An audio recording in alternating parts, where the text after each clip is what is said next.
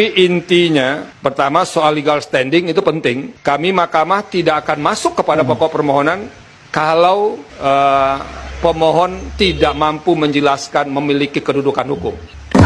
Awas, apa ini yang dinamakan termul juga? Ayo jawab.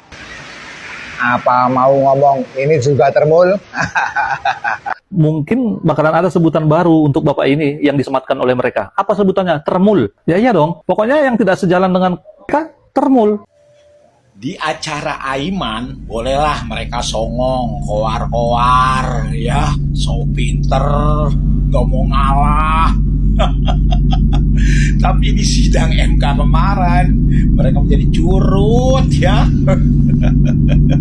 Kayak kunyuk kesiram air panas, ya, merengket, kicep. Terganggu, grogi, dan gemetar. Kita lihat videonya.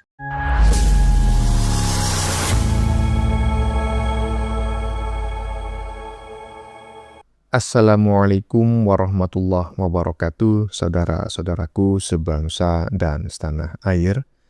Dimanapun kalian berada, semoga kalian selalu dalam kondisi sehat walafiat. Berjumpa lagi dengan saya di Gaspol Update. Kami bukanlah buzzer pihak manapun ya, kami hanya menyajikan keputusan ada di tangan Anda. Teman-teman, ini ada video yang menurut saya cukup menarik, yakni tentang si RH alias si reptil Kirun ya. Ayo Run, yang hingga kini masih ditertawakannya oleh sebagian besar netizen karena telah dipermalukan di depan hakim pada sidang MK beberapa waktu yang lalu. Walaupun sudah beberapa hari yang lalu teman-teman ya, tetapi ya sampai saat ini masih banyak netizen yang mengomentarinya. Ngakunya ahli hukum tata negara, nggak taunya hanya ahli tata busana ya, atau tata boga. Mentok-mentok ahli tata rias katanya netizen. Dan terbukti di sidang MK beberapa hari lalu tersebut, si RH ini seperti kunyuk yang kesiram air panas. Aduh. Dan hingga kini netizen ya masih masih banyak yang gembira lah begitu ya, ketika melihat si manusia sok pintar tersebut dipermalukan oleh hakim MK di hadapan khalayak. Di hadapan rakyat Indonesia. Kapok kau, ha? Makanya jangan sok pintar ya, jangan sok-sokan ya. Yang paham hukum di dunia ini bukan kau aja, paham kau, ha? Faktanya ya kan, kau itu dikira oleh banyak orang itu suhu, nggak taunya cupu. Dan hanya untuk lucu-lucuan aja. Nah, bagaimanakah videonya dan bagaimanakah respon netizen? Mari kita tonton bersama. Kemudian mari kita komentari bersama di bagian akhir video. Ini dia. Di acara Aiman, bolehlah mereka songong, koar-koar, ya, so pinter, gak mau ngalah. Tapi di sidang MK kemarin, mereka menjadi curut, ya. Kayak kunyuk kesiram air panas, ya, merengket, kicep, pucet. Setelah permohonannya ditolak oleh hakim MK. MK lu lawan, cepirit lu Dun. Ini adalah pernyataan menurut saya yang paling koclak ya. Aduh, kunyuk kesiram air panas ya. Mudah-mudahan teman-teman paham apa itu kunyuk. Kunyuk kesiram air aja, kayak macam kayak gitu. Nah ini kesiram air panas gitu loh. Mencret kau Run ngakunya ahli hukum tata negara. Nggak taunya hanya dagelan aja kau itu Run. Lanjut. Terima kasih. Ada yang mau disampaikan sepatah dua kata, Pak Refli? Ya, terima kasih yang mulia, Dr. Ridwan Mansur, Prof. Saldistra, Dr. Adis Gadir, atas nasihatnya yang pasti sangat berguna dan membuka wawasan kami kembali. Ini mohon maaf, ini sudah lama juga tidak mengajukan judicial review, ya kan? Jadi apologinya begitu. Nanti kami sesuaikan, tapi barangkali juga memang ini peringatan juga buat penasihat hukum yang lain bahwa kita harus bekerja keras untuk meyakinkan yang mulia, terutama Prof. Saldi Isra. Karena sudah tahu kalau Prof. Saldi Isra yang memimpin ribet kita, pasti sulit ini. Yang mulia, sini yang mulia. Terima kasih. Ada yang mau disampaikan? Sepatah dua kata. Yang mulia, sini yang mulia. Iya. Sebentar yang mulia, interupsi sebentar. Ini menanggapi pernyataan saudara Rapi Karun yang menyatakan bahwa pengadilan ini kalau dipimpin oleh yang mulia akan terasa sulit. Itu merupakan upaya fitnah baru ya bagi Mahkamah Konstitusi. Ini sangat berbahaya yang mulia. Karena apa? Ini dapat disalah tafsirkan sama pengikutnya gerombolannya yang mulia. Begini juga. Ini fitnah baru, hati-hati yang mulia. Saran saya lebih baik yang mulia istirahat di rumah aja, ngurusi perkara lain. Langsung tolak aja yang mulia. Atau biar mereka menunjuk hakimnya sendiri. Contoh, mungkin bisa dengan Hosinuddin, pengacaranya bisa jadi hakim. Jadi biar mereka bikin dagelan sendiri yang mulia. Iya. Terima kasih yang mulia.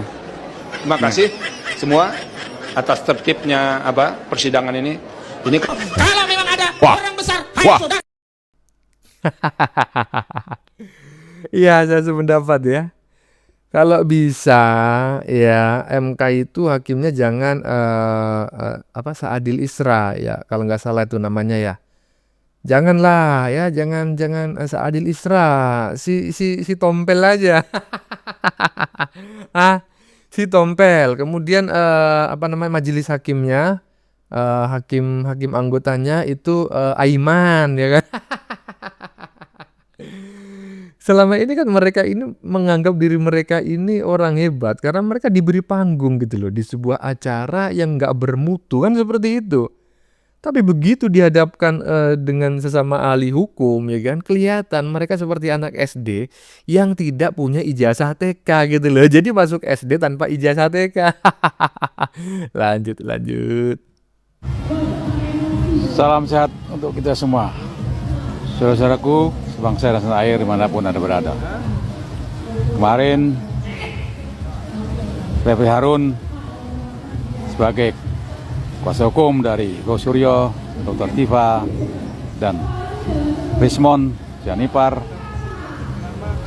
telah mengajukan gugatan terhadap beberapa pasal KUHP dan Undang-Undang ITE yang menurut mereka adalah melanggar Undang-Undang Dasar 1945. Tapi yang menarik adalah ketika sidang pertama dilaksanakan di Mahkamah Konstitusi, Ketua Sidang mengkritik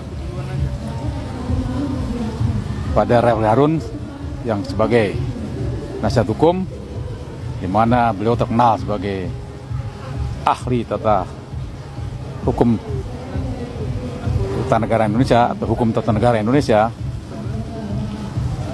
ternyata tidak mampu membuat legal standing yang sesuai dengan standar yang dikehendaki oleh Mahkamah Konstitusi. Jadi dengan kata lain bahwa Refli Harun yang merupakan doktor ilmu hukum tata negara Indonesia yang kesohor ternyata tidak menguasai apa yang dinamakan legal standing, sehingga diminta agar gugatannya diperbaiki dalam hal ini legal standingnya. Ini benar-benar memalukan bagi Refli Harun yang sudah kesohor sebagai dokter ilmu hukum, ternyata tidak mampu membuat legal standing yang sesuai dengan standar yang didaki oleh Mahkamah Konstitusi. Terima kasih. Doktor ilmu hukum tata busana tidak mampu membuat legal standing, bikin malu aja.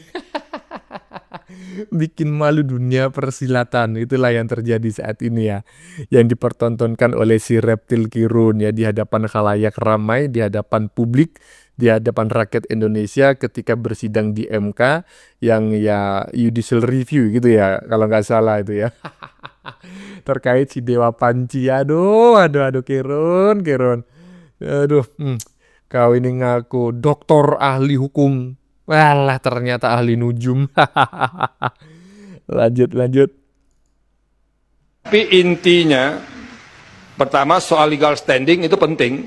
Kami Mahkamah tidak akan masuk kepada pokok permohonan kalau pemohon tidak mampu menjelaskan memiliki kedudukan hukum. Awas, apa ini yang dinamakan termul juga? Ayo jawab. Apa mau ngomong ini juga termul? Loh iya betul bang. Seadil Isra itu ketua hakim MK itu termul. Buktinya dia menolak permohonannya RRT melalui si reptil Kirun. Pokoknya yang tidak sesuai dengan mereka disebut termul, ya kan? Saya pun hanya seorang konten kreator acak adut disebut termul, ya nggak masalah lah, malah saya bangga jadi termul daripada jadi ternak onta, ya kan, ternak kebun. Lanjut. Jadi harusnya dijelaskan Pak Roy Suryo itu siapa, Ibu Tifa siapa, dan segala macam. Lalu apa sih problem konstitusional yang dihadapinya berkaitan dengan norma ini? Dan itu belum jelas. Jadi, dan itu harus disertakan bukti. Jadi kalau diceritakan orang ini begini, dan segala macamnya, tidak ada buktinya, nah kan tidak kuat. Kan kami tidak bisa membenarkan sesuatu yang tidak dibuktikan. Oleh karena itu, jelaskan, kalau tadi dikatakan orang ini disangkakan dengan menggunakan pasal ini, itu penetapan sebagai tersangkanya dijadikan sebagai bukti untuk masing-masing pemohon ini. Ada lagunya ini. Kemana, ku harus mencari kemana. Ya gitulah lagunya kira-kira. Kita tunggu aja nanti. Mungkin aku terlalu cinta. Oh bukan. Mungkin bakalan ada sebutan baru untuk bapak ini yang disematkan oleh mereka. Apa sebutannya? Termul. Ya iya dong. Pokoknya yang tidak sejalan dengan mereka, termul. Itu masalahnya. Iya, betul. Jadi lama-lama itu ya, se-Indonesia ini termul semua. Bahkan kalau sampai-sampai ya, mereka ini meminta bantuan ke Amnesty International di London, atau bahkan mungkin minta bantuan ke PBB, kemudian PBB dan Amnesty International itu tidak menggubrisnya, mereka akan mengatakan bahwa Amnesty International, PBB itu adalah termul. Aduh, goclak. Lanjut. Ketika seseorang ketahuan mencuri dan ditanya, maka dia akan menjawab dengan berbelit-belit dan rada-rada ketakutan. Nah, bagaimana ketika pengacara Roy Suryo ini ditanya oleh Hakim MK? Sepertinya dia juga terlihat gagu, grogi, dan gemetar. Kita lihat videonya. Mengapa Bapak memiliki legal standing? Apa yang dirugikan Bapak dengan norma ini? Bapak jelaskan saja. Berdasarkan pasal 17 huruf H angka 5 Ya. Undang-Undang Nomor 14 Tahun 2008 tentang keterbukaan informasi publik yang berbunyi, catatan yang menyangkut pribadi seseorang yang berkaitan dengan kegiatan satuan pendidikan formal dan satuan pendidikan non formal. Perhatikan tangannya. Pasal ini yang membuat gaduh Gemetar rakyat Indonesia kertasnya. sekarang ini, karena ada yang berpendapat bahwa ijazah seseorang Yang Bapak terangkan ke kami itu, kenapa Bapak dirugikan? Urusan orang lain itu Bapak tidak bisa mewakilinya, karena Bapak tidak menerima kuasa dari orang lain. Sekarang Bapak pemohon prinsipal, Bapak jelaskan mengapa Bapak dirugikan dengan norma ini. Nah, jangan ngambil orang lain, Pak. Ya, kerugian saya yang saya rasakan itu jelas. Apa itu kerugiannya? adalah ini terjadinya gaduh di mana-mana. Nah, Oke. Ya, yang menyebabkan usaha-usaha kami itu sulit.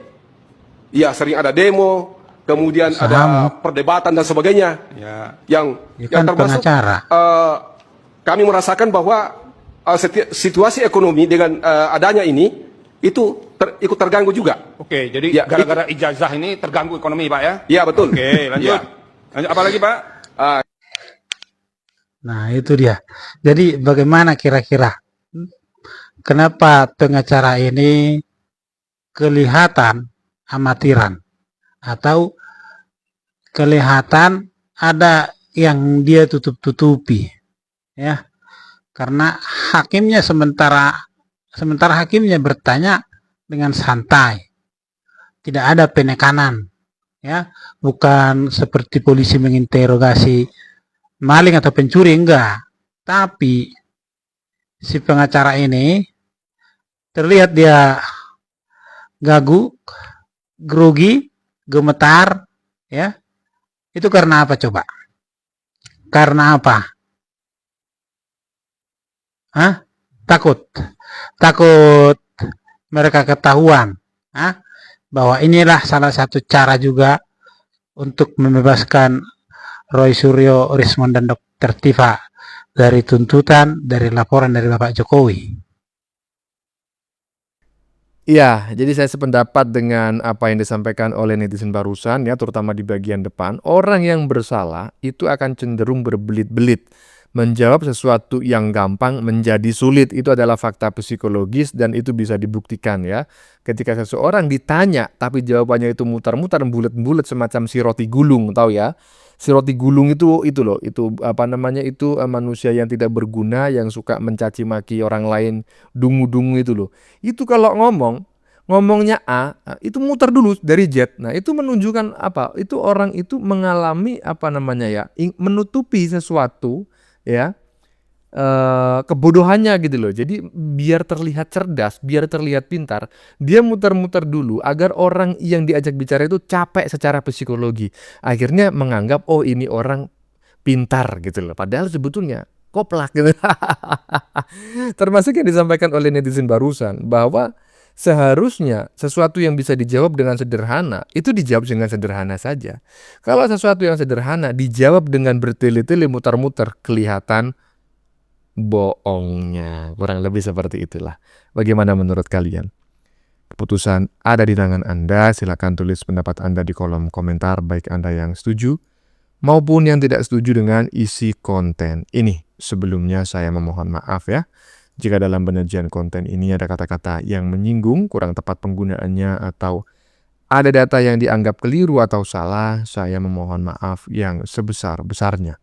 Kita jumpa lagi di lain video. Salam NKRI.